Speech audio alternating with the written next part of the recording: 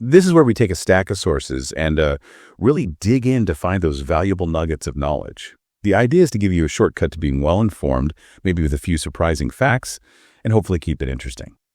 Today, we're looking at something that seems, well, pretty ordinary on the surface. It's called excerpts from everyday conversations and life's unfolding moments.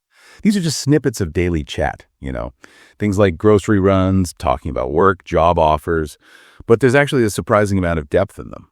Exactly. And our mission here with this deep dive is to see how these everyday exchanges, some mundane, some really personal, actually give us universal insights into human connection, how we solve problems, those quiet moments that kind of shape our lives. So we'll be pulling out lessons on resilience, communication, which is always tricky, navigating daily stuff, and personal growth, too. It's all from conversations you might overhear or, have yourself. Okay, let's jump into that first theme then.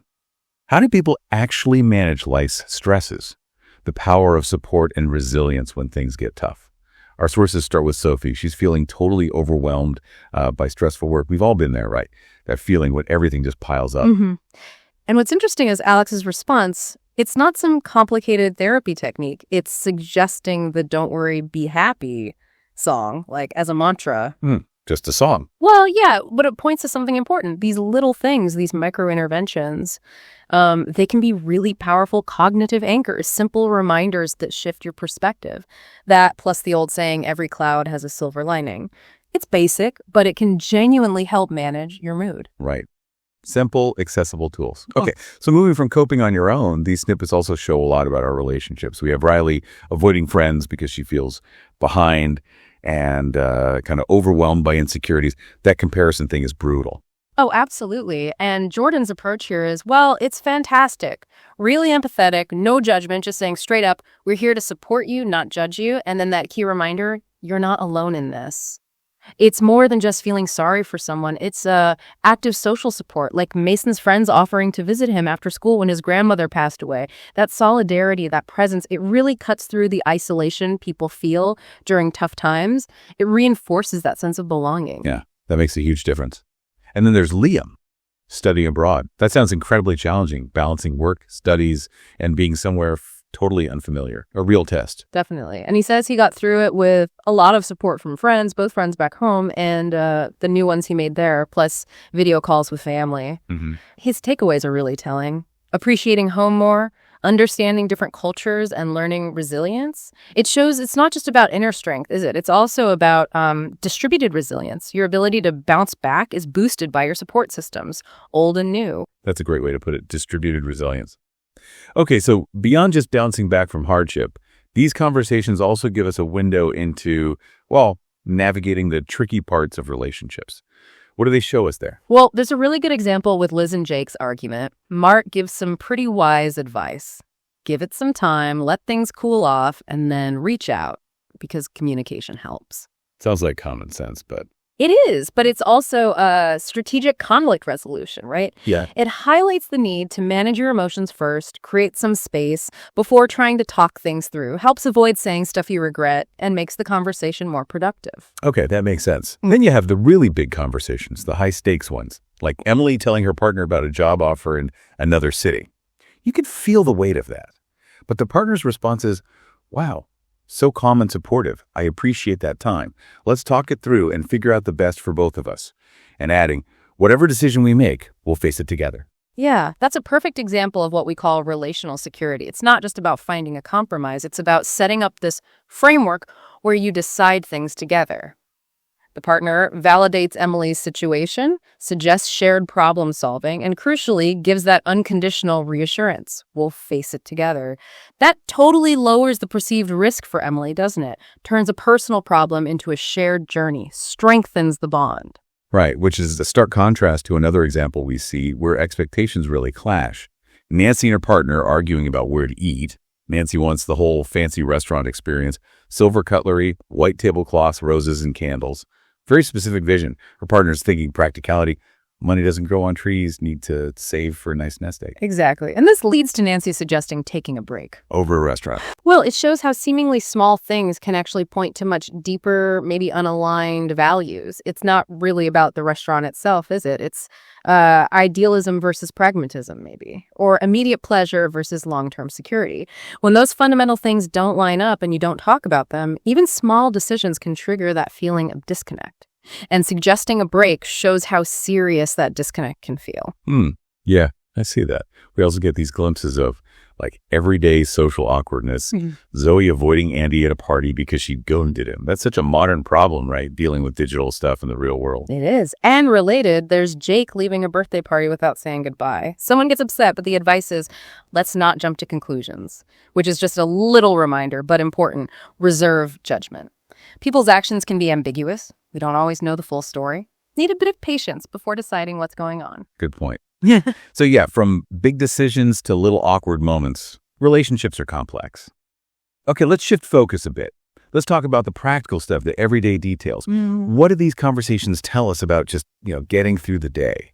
It's interesting, actually. You see these common little logistical hiccups, like Lucas forgetting the orange juice and laundry detergent, but remembering the chocolate cake from Baker Street. Priorities.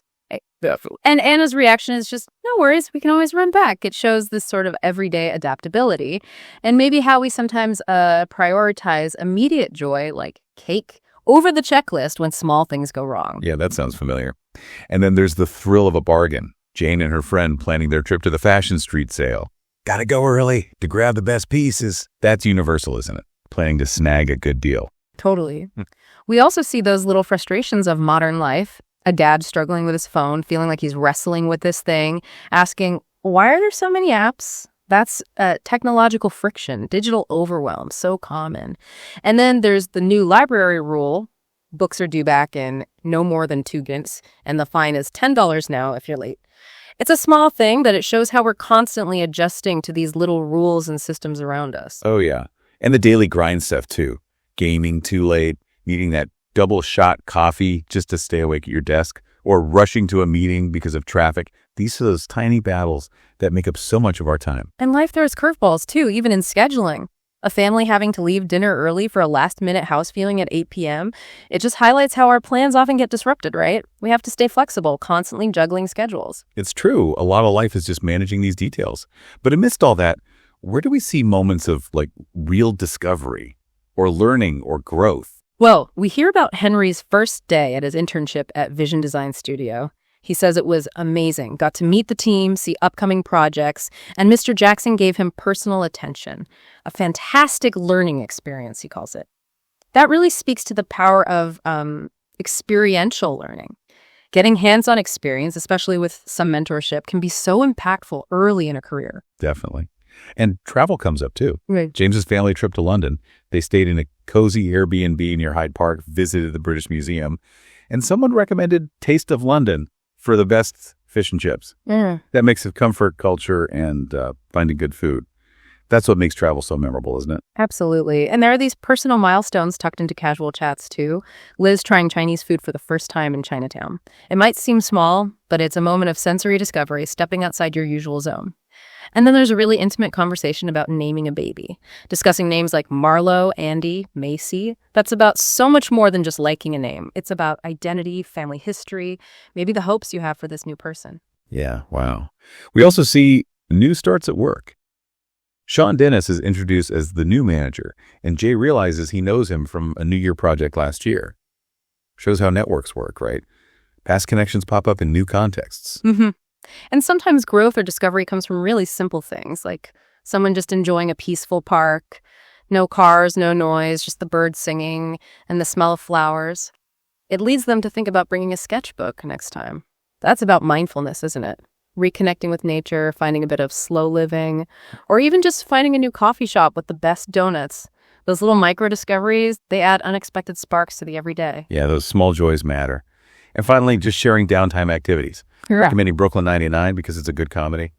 Even relaxing, we're connecting, finding common ground through culture. So when we step back and look at all these little conversations, from everyday conversations and life's unfolding moments, what really jumps out is Well, just how much insight is packed into them. These seemingly ordinary chats, they're incredibly rich. They show us how we cope, how we connect, how we solve problems, how we navigate emotions.